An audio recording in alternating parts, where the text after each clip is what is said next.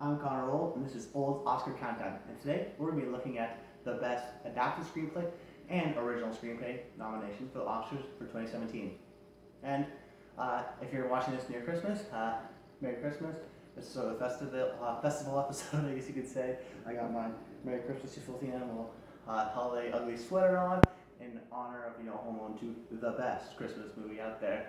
It's a little bit of a different set, as you can see. It is because the trees in the background, and because I've been seeing some audio issues with the past one. So I don't know. We'll see. We're gonna try to mix up different sets, see which one works the best, which one I can do the most, and try to stick with that one.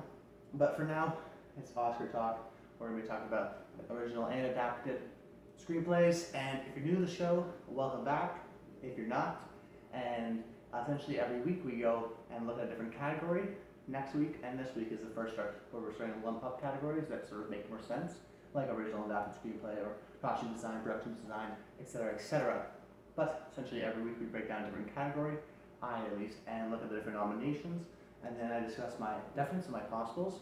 So what I'm going to do is I'm going to read off the list for original first and then adapted. So I'm going to do the for sure's and then one possible for each.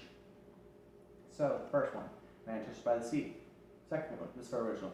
Manchester by the Sea, La La Land, Jackie, Hell or High Water, and 20th Century Woman. Am I possible? Captain Fantastic. Adapted screenplay? Fences, Arrival, Silence, Hidden Figures, and Line. And for my one possible, Nocturnal Animals. This is going to be a little bit of a longer episode, but there will be sort of shorter ones in terms of production design and costume design, because there are more overlap. For this one, it's different, and I just want to get all the categories out of the way before I do my final big giant episode where I give my final nominations before the Oscars, and then I'll react to them and discuss sort of that's all sort of my results and how I did, but that's layer. Right now we're looking at best original, and the first one I got is Manchester by the Sea. I think Manchester by the Sea will win it. I do not think Manchester by the Sea, however, will win Best Picture. We'll get nominated for sure. It's definitely a 2-3 sort of movie right now for me. But the screenplay, I think, is going to get where it's rewarded. Okay, Casey Affleck, I think, is going to get rewarded for Best Actor, and the screenplay from Kenneth Lonergan. Now, Kenneth Lonergan directed the movie, wrote the movie, which is a trend we see here, writer-director combinations. And essentially, I think it's going to win, first of all, and get nominated for sure, because it's just a beautiful story. It's like you're eavesdropping on conversations. It's super real, authentic, genuine, and Kenneth Lonergan really just knows the material. He's a playwright. That's where he sort of strives from, and the writing in this movie is superb, especially how it's told in terms of you just meet this Casey's character, and then you sort of don't like him, but as the film reveals certain things to you, you start liking him more, and sort of not necessarily I say liking him more because you get his reasoning and the way he is, which it's a beautiful story told movie, and a lot of people really agree. But the thing is with Oscars and screenplays is that a lot of the time, as we saw with last year with Spotlight won for Best Screenplay and Best Picture. That's it, and that's very rare, first of all. But most of the time, the picture wins Best Screenplay, because the screenplay and the story is just how it goes from then and on. And I don't think it's going to be the case this year. I think La La Land right now is going to win Best Picture, and because it's going to sweep in sort of with the other categories. But I don't think screenplay, just because Manchester's screenplay is so immaculate. And not my favorite of the year, but so close. It's so good. It's the deserving one, I would say. Now my next pick is my Best Picture prediction, La La Land. This, I think, is a really good screenplay in terms of it does just that great job of mixing the Hollywood, old Hollywood, modern day Hollywood, and having and commenting on it sometimes, and just a relationship that the screenplay is able to build between Mila and Sebastian M. Stone and Ryan Gosling's characters, just so beautifully, and it's really funny too. I found so funny and charming. I think the screenplay is solid. For sure, there's no sort of fact, and I don't think it's a long movie either, so, it's definitely what I found with these screenplays is they're trim, they're fat, there's not a lot of place where you could say, oh yeah, you can cut off 15 minutes here or there, no, or even necessarily add them. They're really, really good the way they are. So my next one is going to be Jackie. Now, the reason why I put this on the list is it's sort of conflicting with me, because Jackie right now is just barely on my nomination. It's actually battling the 10th spot right now for Best Picture. For me, it was something like an upset, maybe like Florence Foster Jenkins. But the thing is that it's either going to be, oh, Jackie, the Natalie Portman show, and Natalie Portman's going to get nominated, and maybe The Score. I think The Score will get nominated. Or it could be like, wow, that's actually just a really good movie, and then they're going to nominate you. They're going to nominate Jackie for screenplay and score, and make them hairstyling, costume design, Best Picture. But it definitely could be a Carol, which is a similar one to my other nomination later, in terms of Carol got 6 nominations last year, but did not win Best Picture. They got more of the technical ones. But I think if Jackie can sort of secure an original screenplay nomination, it could secure that Best Picture. So it's going to be interesting this year for sure. And the next one is Hell or High Water. This is probably my favorite screenplay of the year. It's just so tight. Dialogue is witty. The back and forth between Jeff Bridges' character and his partner, who I'm forgetting the name of, a little bit of an unknown. Oh, Gil Birmingham, I believe his name. Their dynamic is just so good. Wow. And it's good because it's funny and it moves the story along, but it also comments on some things, especially like things like the Native American relations. Very like done well, you know what I mean? Very like elegantly, I'd say.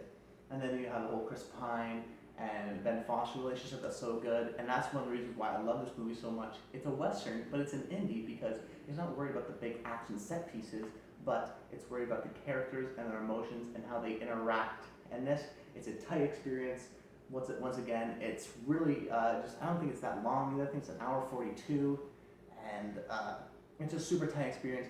And I can't see anywhere where they could say, oh, cut out here, cut out there. And they really did a great job balancing a short length time, but having great character development, great dialogue, and good action too, and tense moments, really tense moments. So that'd be my pick. I don't think it's going to win though, but it could pull up an upset possibly. Similar to maybe I get the nomination of Ex Machina, a fan favorite that gets nominated for Best Screenplay. The next one here is 20th Century Woman, and from what I've heard is that I think someone said the comparison was Woody Allen is really good at like writing females, but they always have something lacking about them. But Mike Mills, just the director and writer of 20th Century Woman, does such an amazing job at writing strong female characters and just realistic characters. I've not seen the movie. I've been interested to see the movie. I don't think it's going to get a lot. This one could be sort of my 5th one right now, because I'm not entirely sure how it's going to do, because Annette Bening is starting to lose a little bit of steam for me, and same with Greta Gerwig in the actor and supporting actress categories. So it'll be interesting to see how 20th Century Woman does. However, I've heard great things. I've heard it's a very authentic and real sort of movie, and the dialogue helps those great performances. So, and my possible here is Captain Fantastic. Captain Fantastic, not even on my radar, but I saw it and I really enjoyed it. But I saw it mostly because of Golden Globe for Vigo and SAG for Vigo, which is so insane. Viggo Mortensen, he's maybe my favorite performance of the year. I was totally blown away by him. He's so authentic, super just like ballsy and smart, and he plays his character so well. And I think the Academy could possibly recognize him. He wasn't even in my possibles, but now he's like maybe getting in. And Captain Fantastic also got Best Film Ensemble at the SAGs. So who knows? Captain Fantastic could be shooting to the top. And I have my possibles right now, but it could be in there by the time, say, like DGAs or PGAs comes along and Captain Fantastic keeps on performing. People will start having to pay attention to the movie, really. Now, that's it for original screenplay. Let's go look over into adapted screenplay. But first, comment below, tell me what you think of the original screenplay nominations, and then at the end, tell me what you think of both original, adapted, and then video as a whole, the new set. I love your feedback. Please comment, and because I have a blast doing this, and I love the fan interaction. So the next one, for number 1 for adapted screenplay, for me right now, I gotta go with Fences as in the lead right now. It just makes sense because even though it's a performance-heavy movie, Denzel Washington did a great job directing it in terms of bringing it from the play to a movie. But this is a Broadway play. Maybe that's the trend this year, Broadway plays, because Manchester by the Sea, written by Kenneth Lonergan, a playwright who's known for sort of that Broadway shows and plays, and now Fences, a Broadway show, coming over to movie. I think this is going to do really well. It's not a book compared to some of the other nominations here, but I think that it sort of shows a man's struggle, Denzel Washington's character, and how his life really didn't turn out the way he wanted to. And I think it does it really well, and it's an emotional movie, but I think Screenplay will get the nomination because it's sort of an acclaimed play.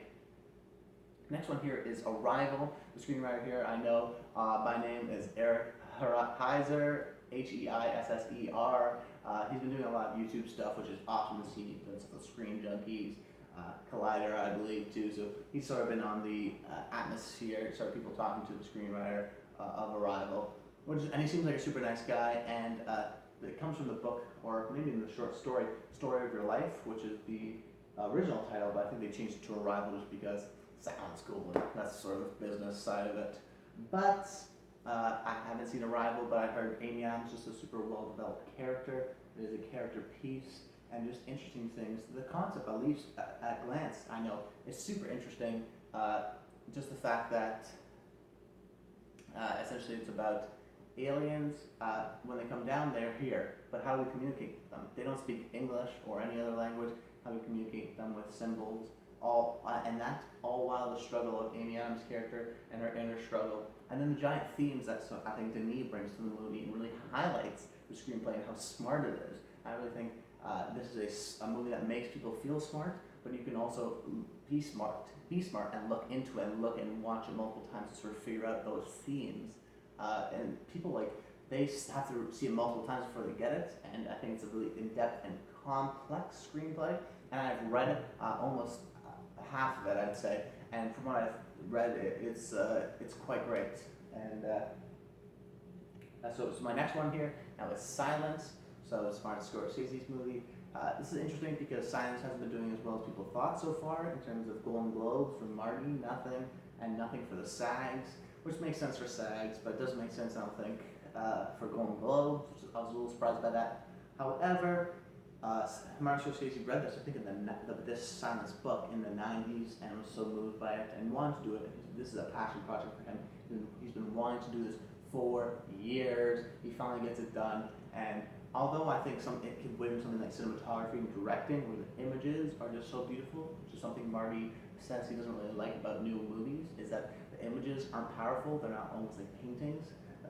Something that he tried to achieve with his movie Silence. However, I think the screenplay, though, is not necessarily dialogue heavy, but it's just brutal in terms of the acting, but in terms of how things are shot. Because people thought, oh, screenplay, that means the dialogue. Not necessarily. And also what I've heard from this movie is that it's not just a boring religious movie where it's like a slog to get through necessarily. It does have a little bit of a carrot at the end of the stick, aside from the metaphors and whatnot that you're going to get with this type of movie. It's not going to be a Goodfellas, Wolf of Wall Street sort of fun, jokey movie. It is a bit of, from what I heard, a sort of a slog to get through, but not necessarily in terms of, oh my god, I don't want to watch this anymore. It's just like, it's got enough to an actual story, essentially, a 2.5 hour epic story where you're following along and you want to see what's happening, you want to see how the story unfolds, which is super interesting. So that right now will be probably my number 3 pick. My next one is Hidden Figures. Hidden Figures is also really hard to judge for me because I don't know. I think I have right now for Best Picture nomination, but I don't know really. Octavia Spencer's coming up instead of nominated for Best Supporting Actress. I don't think it's going to win score. It's not going to win score, but I think it's going to get nominated for score. Hidden Figures is super hard to judge, but if it does get adapted screenplay, it could possibly land that nomination. But I can't really say too much about it, aside from I think this is sort of a solid, feel-good movie, and they like to reward that sort of thing. But I don't think it's going to win necessarily. Next one here is Lion. This is an interesting concept, I at least think, where a little boy from India, once he's older, moves to Australia, I believe, maybe Australia or somewhere. Because I haven't seen the movie, unfortunately. But he then tries to find his old house and his family after he gets lost through Google Maps. So it's an interesting concept. I think they're going to reward that. It's a very emotional movie. And of course that comes through things like performances, but just structuring the way it is, the screenplay. I've only heard about great things. In Line, I've always said it's hard to judge. I actually don't think it's going to win Best Picture right now. I'm going off a bit of a limb. But if it gets adapted screenplay, and it's like a number 3 or 4 contender, I mean, it could possibly get it. But this is the one I was talking about with Carol. Carol got 6 nominations, was a Weinstein sort of darling, and it was a bit of a surprise it didn't win Best Picture. But I think that's going to happen again. I don't think Weinstein necessarily has the power that he's had once before. If he wants to win, he can win something. But I just don't think he picks the good ones anymore necessarily. Lion's not that great of a movie in terms of everything else. I don't think it's going to win Best Picture. I don't think it's going to. It might get nominated for a bunch of stuff, but it's not going to win anything necessarily. And Screenplay is going to be hard for me because I think to change up with my possible one, which is Nocturnal Animals. This is hard to judge because Nocturnal Animals is an interesting screenplay. It's very interesting where it's that Amy Adams is reading out a story that her ex-husband gave to her, and that sort of lives out their relationship. So it sort of goes back and forth of the Jake Gyllenhaal story and his interaction with his dad, like Michael Shannon, and Amy Adams as a author now reading the story. Super interesting, super complex. It doesn't answer all the questions, but that's also almost a good thing. Tom Ford wrote it. But the thing is, that's it. Tom Ford wrote it. He did really well at the Globes, but there was some conspiracy of him buying off the Hollywood Foreign Press Association, giving him bottles of cologne where they actually have to send it back because it exceeded their gift limit price. I don't know, crazy. That's why I have it possible, because I don't think that he can bribe his way necessarily to the Oscars necessarily, but Nocturnal Animals, I feel the steam has been falling off, even in SAGs, we didn't see anything. Someone like Michael Shannon, who I thought might get in. So I don't think Nocturnal Animals is necessarily an Oscar player right now. Now there's Tom Ford. So it could get in for Best Adapted Screenplay, but I'm not entirely sure. I'm not sure I have it right now at possibles. In my opinion, original is a lot stronger than adapted this year, which is great. New original ideas and smaller films like Manchester by the Sea are getting rewarded, and hopefully, and Hell or High Water, and hopefully they'll win. But that's it. I hope you really enjoyed the show, and until next time, stay tuned.